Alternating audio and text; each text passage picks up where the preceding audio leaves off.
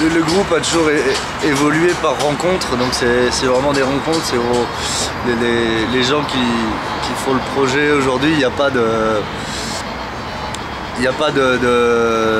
recette d'interview pour travailler ensemble. C'est une rencontre, c'est des gens qui s'entendent bien, qui ont à un moment donné fait un projet ensemble, et quand le courant passe,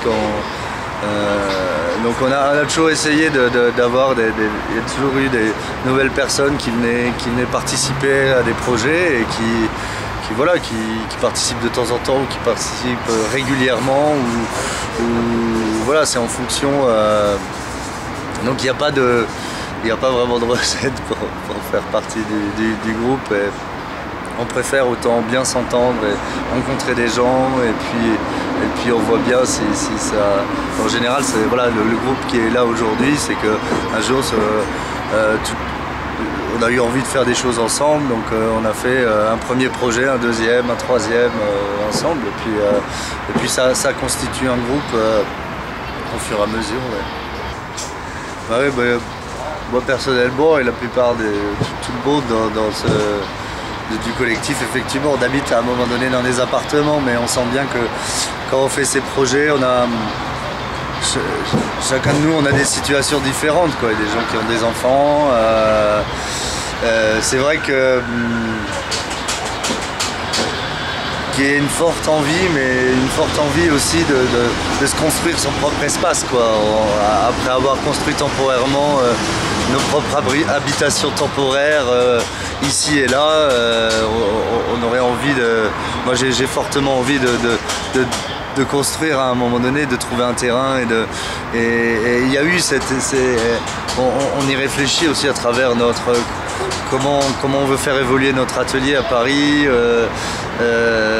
Est-ce qu'on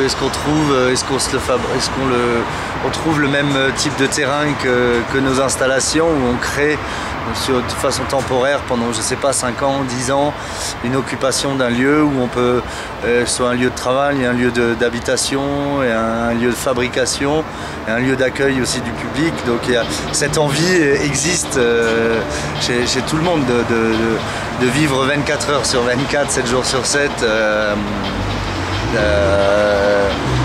dans une structure, de créer une architecture. Bien sûr, elle ne serait pas exactement pareille, elle devrait être plus pérenne, etc. Mais on pourrait utiliser les mêmes techniques de construction, les mêmes conceptions architecturales pour créer un lieu de vie permanent. Cette envie, elle est là, mais c'est pas évident à trouver la bonne situation. Et il faut quand même, voilà, il faudrait avoir un bon apport d'argent aussi, et voilà, donc effectivement, des fois on a l'impression de vivre 24 heures sur 24, 7 jours sur 7, mais c'est aussi bien de retrouver un petit appart et de ne pas être en collectif tout le temps. Il y a eu, effectivement, il y a eu des gens au début avec qui on a fondé le collectif, qui expérimentaient, exploraient beaucoup la vidéo, et qui font toujours maintenant, mais sous un autre nom qui s'appelle 1024 Architecture. Donc c'est des gens avec qui on a fabriqué ensemble des installations, et où la vidéo effectivement était aussi un champ d'expérimentation. Aujourd'hui, ce champ, dans les derniers projets qu'on a fait, le champ visuel, vidéo est moins exploré. Mais c'est des choses que effectivement on pourrait explorer de nouveau.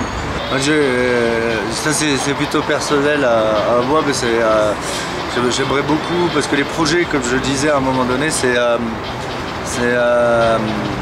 une manière aussi de rencontrer, de déclencher les rencontres de culture et entre les gens. Et moi je suis très attiré, j'aimerais bien faire des projets en Russie. Donc c'est parce que c'est toujours été pareil. J'ai eu un peu cette envie quand on a fait ce projet en Lettonie, où on se rendait compte qu'à travers l'histoire, quand il y a eu la séparation de l'Europe en deux, Est-Ouest, il y a cette fascination pour l'inconnu.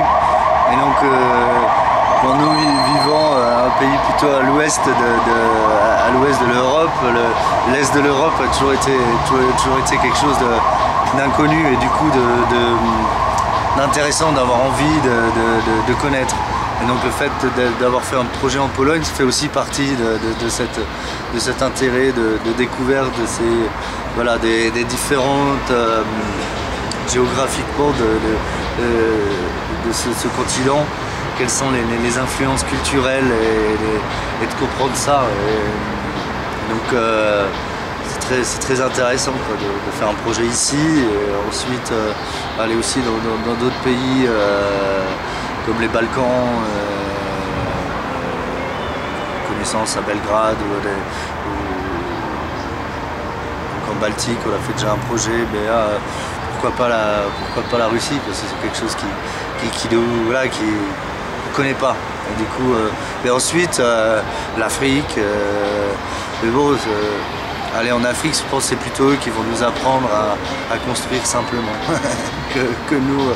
Donc il y a plein d'endroits où on aimerait faire des choses, et c'est super intéressant quoi. Mais dans le contexte européen, je pense que la Russie, la Sibérie, les grandes villes industrielles sont des endroits où je pense qu'il serait intéressant de faire des projets un peu poétiques comme ça, parce qu'on a une image d'une culture assez dure, d'une politique assez dure aussi, mais donc du coup c'est intéressant de ramener aussi des choses qu'on a à offrir sur l'espace public.